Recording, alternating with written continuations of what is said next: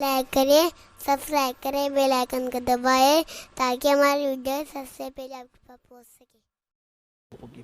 اب ایک بہت عظیم سنت میں بتانے جا رہا ہوں،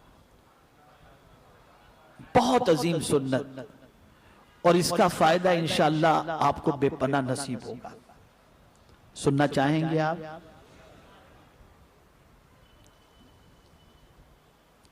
مشکات شریف کی یہ حدیث مبارکہ ہے۔ میں عربی عبارت نہیں پڑھ رہا، وقت زیادہ ہو چکا ہے، میں اردو کے ترجمے پر اکتفا کرتا ہوں۔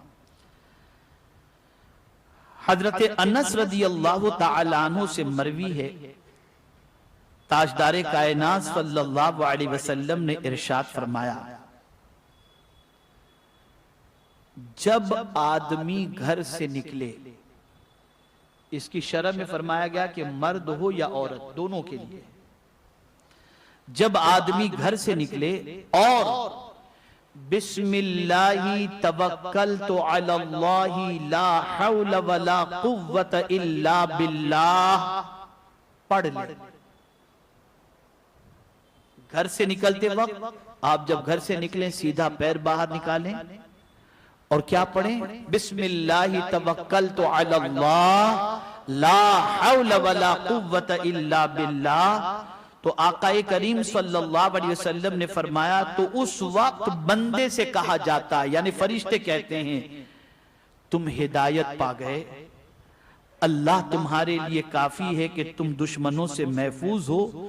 چنانچہ شیطان آدمی سے دور ہو جاتا ہے، پھر دوسرا شیطان پہلے شیطان سے کہتا ہے کہ تم اس آدمی پر قابو نہیں پا سکتے کیونکہ وہ ہدایت پا گیا ہے، اللہ اس کے لیے کافی ہے اور دشمنوں سے اس کی حفاظت کی گئی۔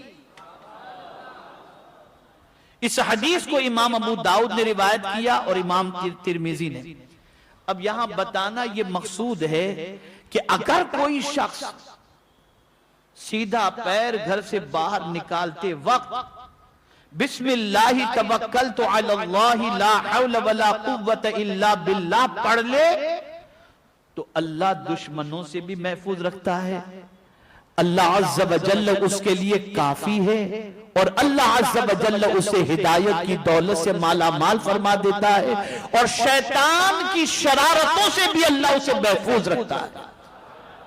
اب مجھے یہ بتائیے کہ اتنا پڑھ کر نکلنے کے اندر کیا ٹائم لگے گا آپ کو؟ لیکن یہ کسی اور کا فرمان نہیں، سب سے سچے، سب سے اچھے مصطفیٰ جان رحمت صلی اللہ علیہ وسلم کا فرمان۔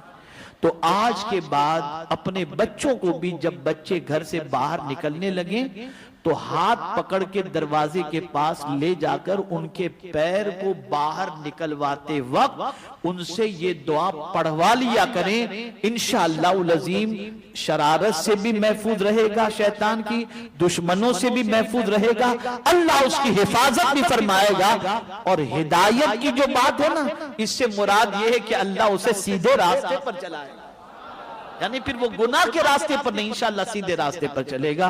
اللہ تعالیٰ آقا کریم صلی اللہ علیہ وسلم کے صدق و طفیل مجھے آپ کو سب کو قرآن و حدیث پر عمل کی توفیق نصیب فرمائے۔ وَمَا عَلَيْنَا إِلَّا الْبَلَاغُ الْمُبِينَ۔ ہماری ویڈیو کو لائک شیئر ضرور کریے۔